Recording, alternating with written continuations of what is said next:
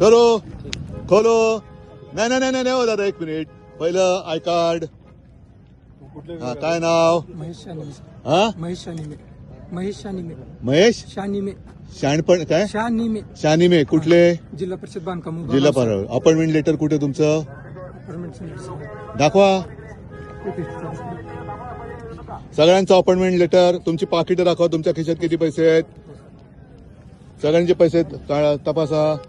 तुमचं नाव काय? हनुमंत बालके. हनुमंत बालके. हनबांधके. कुठले?